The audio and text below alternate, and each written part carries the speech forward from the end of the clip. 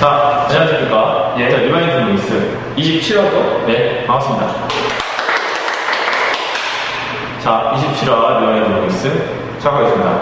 자, 6월 24일 화요일입니다. 예. 우리은행 경영권 단일 주주에 팬다. 예. 이런 얘기였죠?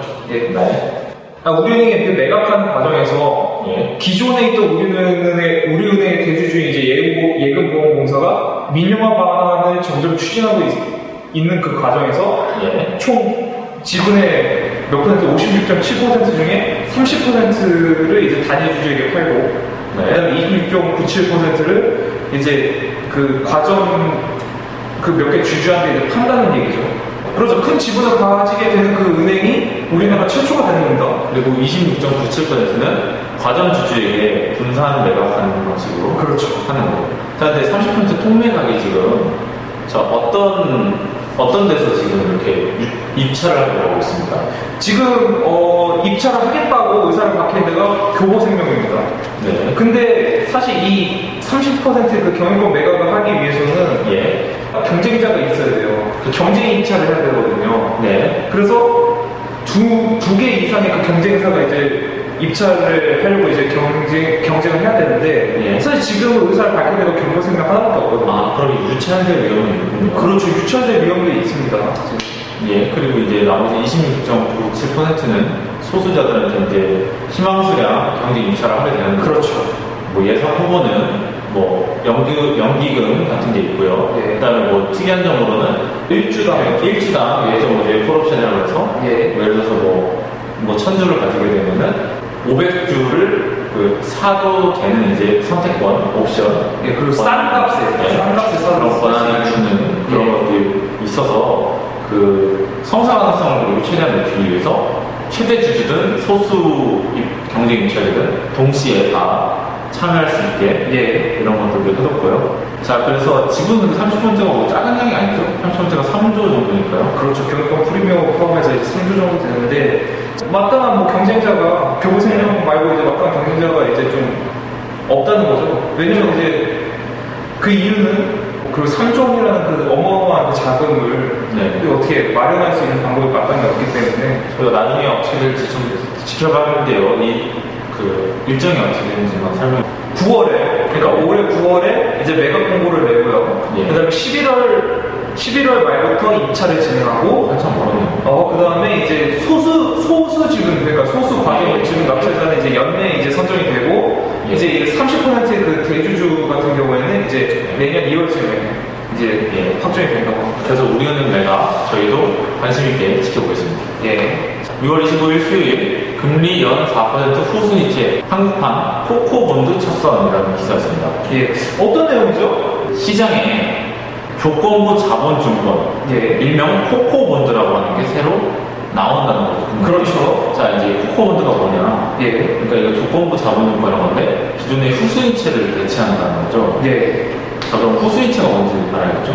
그렇죠. 후순위채가 채권이 여러 가지가 있는데, 예. 그 중에서 이제 은행이 예. 이제 위기 상황을 왔거나, 그렇죠. 이랬을 때 이제 그 원금을 예. 이제 돌려줘야 될 거 아닙니까? 근데 돌려주는 그 순서 중에서도 이제 예. 후순위에 있다. 네, 후순위, 우선순위가 후순위에 있는 그런 후순위채를 대체하는 관계에 대체하느냐. 자, 후순위채라는 게 결국 그 경영 상황에 위기가 왔을 때 원리금을 늦게 돌려받는 거지 않습니까? 그렇죠. 근데 이제 조건부 자본증권은 그 은행의 자본주율이 일정 수준 밑으로 떨어지거나 예. 혹은 공적 자금이 투입되거나 그러니까 위기 상황이라는 걸 사실 말하는 그렇죠. 은행이 위기 상황일 그런 때, 위기 상황일 때 그 원리금이 자동으로 주식으로 바뀌거나 아니면 상가, 그러니까 판매되는 예. 이런 시스템이에요. 그러니까 자동으로 그 어떤 위험에 따라서 이제 그 주식을 처분해버리는 이런 특성이 있기 때문에 예. 현재 시장에 있는 후순위채를 이 코코본드 조건부 자본증권이 대체할 것이다. 예. 이런 얘기가 나오는 거죠. 그렇죠. 뭐 일단 뭐 금리가 좀 다르죠. 그렇죠. 금리가, 예. 그러니까 기존의 이제 후순위채보다는 1% 이상은 좀 높을 것이다. 라고 그렇죠. 얘기하고 있고, 그 4%에서 4.5%까지 최소 0.5%에서 1%까지 높은 거죠. 예. 그렇게 하고요. 근데 다른 의미로 보면요. 예. 그러니까 이자가 높다는 얘기는요. 네. 사실 그만큼 리스키하다는 얘기거든요. 그쵸. 그렇죠. 그렇죠. 그러니까 좀 더 후순위층보다 리스키할 것이다 라는 그런 예측도 충분히 가능하고 실제로 이 기사에서도 약간 좀 투자 그 상여금 다시 돌려받기가 힘들 것이다 라고 얘기도 해주고 있어요. 위험이 있다라고 얘기도 하고 있습니다. 작년 말에 은행들이 발행한 후순위채가 44조 5천억 원이라고 하는데 예. 자, 내달부터 기업은행이 시작으로 3천억 원부터 시작을 해서 발행을 하니까 예. 44조 5천억 원은 대체하려면 사실 멀고 먼 길이 남은 거죠. 그렇죠. 내달부터 이제 3천억 원 발행이니까. 그렇죠. 그래서 이제 10년 동안 순차적으로 대체될 전망이다. 44조가 뭐 하루 이틀 대체되는 게 아니죠. 그렇죠. 그래서 이제 새로 소개하는 의미의 이걸 기사에 씁니다. 후순위치가 그 조건부 자본금과 코코본드가 뭔지. 자, 다음으로 6월 26일 목요일 기사입니다. 네. 5천여 개 조합 법인세율 9%에서 이제 10에서 22%로 올린다. 그렇죠. 자, 그러니까 이게 무슨 내용이냐. 그러니까 첫 번째로 뭐 제목은 이런데 그 얘기를 하고 싶어요. 그러니까 올해 그 일몰 예정인 그 조세 지출 항목들이 있단 말이에요. 예. 그러니까 일몰 예정들이 주제가 있는 거죠. 예. 일몰이 뭔지 일단 설명해 주시죠. 이걸 알아야 기사를 들어갈 수 있습니다. 그러니까 어떤 정해진 기간이 지나게 되면 이제 법적 효력이 사라지는 예. 그런 이제 규제들을 얘기하는 겁니다. 자, 올해 그래서 일몰 예정인 그 항목이 뭐가 있느냐. 대표적으로 아까 말했던 조합법인에 대한 과세 특례라든지 그러니까 노인 장애인 등에 대한 이자 배당서 과세, 예. 그다음에 고용 창출 투자 세액 공제 뭐 이런 거랑 신용카드 중소기업, 뭐 농업축산업 뭐 이런 금융 상품 등에 대해서 예. 규제가 있는데 그렇죠. 일몰 그러니까 이게 정해진 기간이 지나서 이 규제를 다시 갱신해야 되는 거죠. 새로 그렇죠. 다시 위반을 해야 되는 그런 그렇죠. 게 온 거예요. 그러니까 규제로 만기가 온 거예요. 그렇죠. 규제가 만기가 온 규제 유통기한이 끝난 겁니다. 맞습니다. 첫 번째 조합법인에 대한 과세 특례 그러니까 조합 우리나라에 아까 5천여 개 제목에 따르면 5천여 개의 조합이 있는데 법인세율이 9% 특별한 거예요. 특수하게 좋게 해준 거죠. 그렇죠. 이거를 일반적인 수준이 몇 퍼센트입니까? 10%에서 20%로 일반 법인 수준으로 바꾸는 새로 유통기한 끝나고 새로 만드는 주제에서는 이제 일반적인 수준으로 바꾸자는 거죠. 조합. 그렇죠. 과세 특례가 없어요. 그렇죠. 일단은 우리나라 재정이 사실 지금 엄청나게 마이너스인데 그걸 약간이나마 부담을 좀 덜 수 있는 그런 법인세율을 낮춤으로 인해서 지역 단위 조합 등에 예. 이제 출자한 수십만 명의 그런 배당 소득까지도 이제 줄어들 수 있다라는 거죠. 그러니까 그렇죠. 왜냐하면 세금으로 떼어가니까 이제 배당 줄 때 좀 일종 줄어드는 그렇죠. 거고. 두 번째로 또 얘기하는 게 대기업 쪽에 얘기를 하고 있어요. 그렇죠. 고용 창출 투자 사익 공제라고 해서 그러니까 대기업 기업에 고용을 창출하기 위해서 그 규제가 있었는데 기본적으로 설비 투자가 예. 그 대기업의 경우에는 수도권에 1% 세액 공제 설비 투자에 그렇죠. 수도권 밖에 2%, 네. 중견기업 같은 경우는 수도권에 2%, 수도권 밖에 3%, 중소기업은 수도권 밖이든 아니든 4%의 설비 투자 세액 공제를 준단 말이에요. 그렇죠. 근데 그게 이제 유통기한이 끝난 거죠. 일몰이 된 거죠. 예. 그래서 새로 바꾸는 거는 대기업 공제율을 1% 낮춘다. 예. 다시 말해서 수도권에서는 그 공제를 안 해주는 거죠. 그렇죠, 그렇죠. 수도권 밖에서는 1% 해주는 거죠. 그렇죠.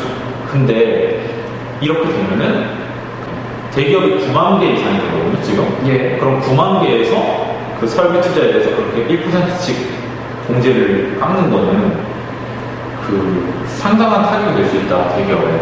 그렇죠. 그러니까 어떤 기업이든 중견 기업이든 뭐 대기업이든 간에 예. 사실 이렇게 세율을 높이게 되면 이제 세금을 지불하는 그 액수가 많아지기 때문에 네. 타격이 있을 수밖에 없겠죠. 그래서 연에 2천억 원에서 5천억 원에 달할 것이다.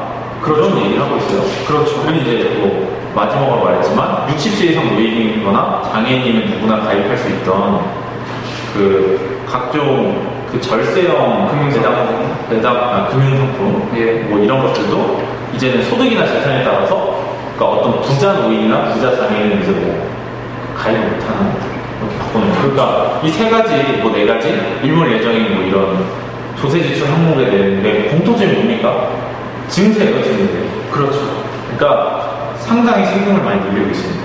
이게 아마 전보다 더 하면은 연에 아마 그 1조 그러니까 그 조합 법인세율이랑 아까 대기업 그 투자 설비에 대한 조항만 해도 치면 1조 정도의 세금을 더 걷어들일 수 있습니다. 1년에. 그렇죠.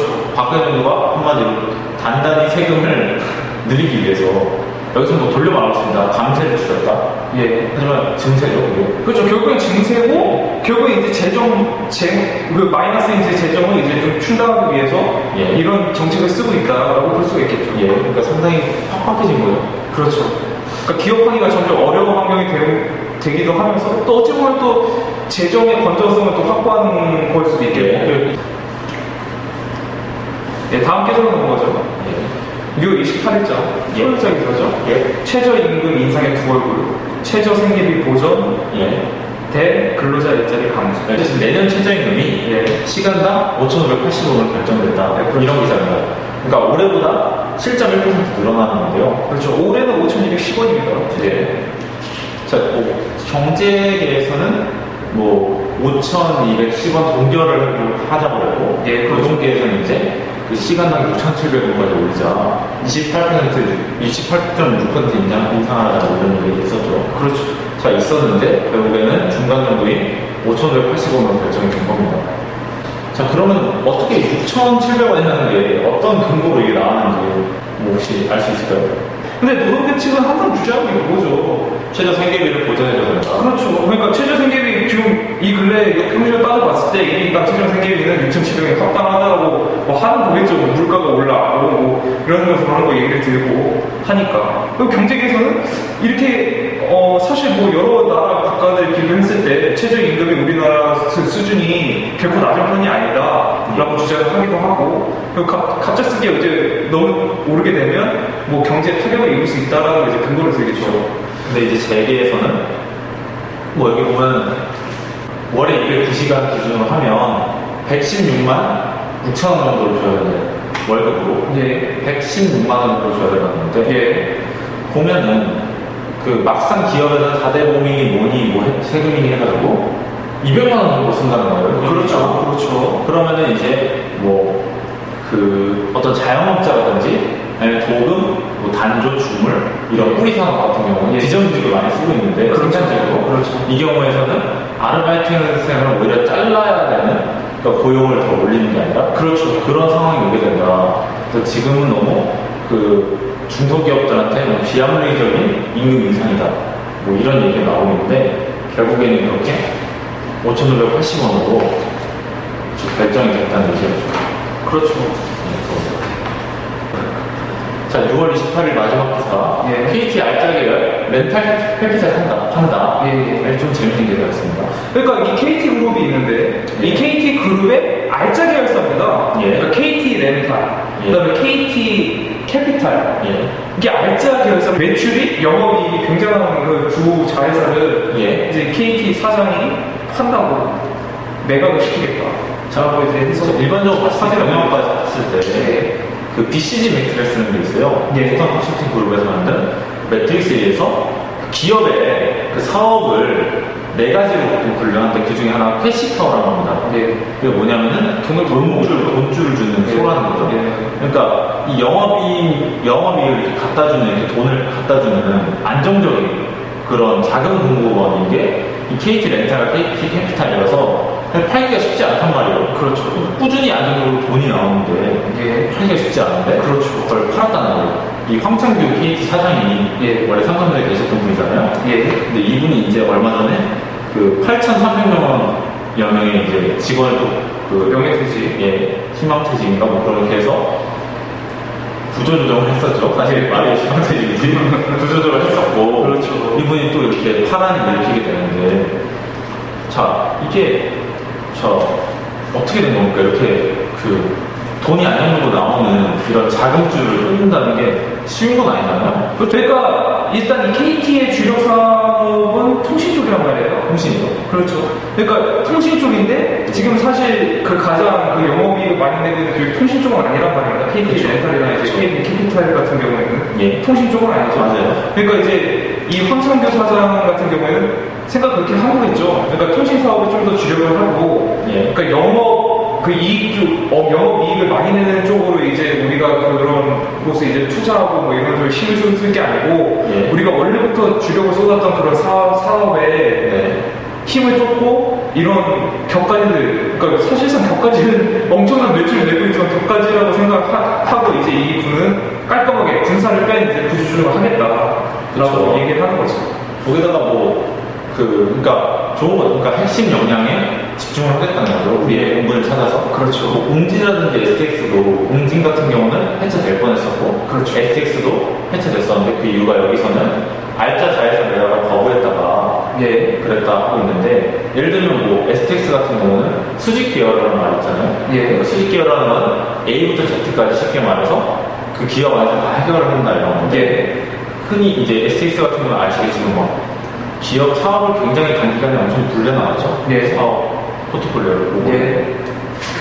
그 말은 하나가 무너지면 도미노처럼 다 쓰러질 수도 있다는 얘기예요. 그렇게 말하면, 그렇게 말하면 그 안에서 다 해결해서 아주 싸게, 아주 순서대로 아주 빠르게 진행할 수 있는데, 예. 그래서 이제 그 자기의 핵심에만 그 집중을 해야지 괜히 그 다른 할 수 있는 것들도 많다 그래서 괜히 사업을 불려나가고 알짜 자회사가 돈이 된다고 해서 핵심이 아닌 걸 잡고 있다가는 그렇죠. 망할 수 있다.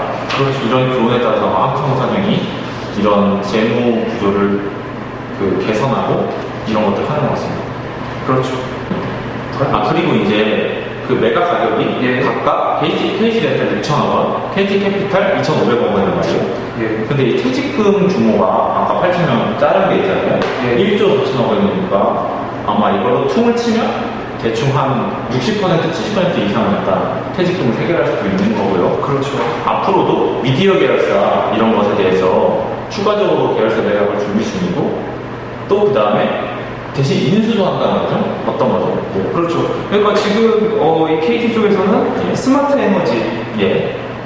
또는 이제 기가 인터넷 기반의 5대 산업 이 기가 인터넷 기반 5대 산업이라는 핵심에 가까운 부분은 인수를 하고 핵심이 아닌 부분은 매각하겠다. 그래서 아주 일관된 정책을 보여주고 있는데 이 전략이 잘 맞아떨어질지 저희도 한번 지켜보도록 하겠습니다. 예. 자, 이상으로 리얼 드레스 마치겠습니다. 예. 감사합니다.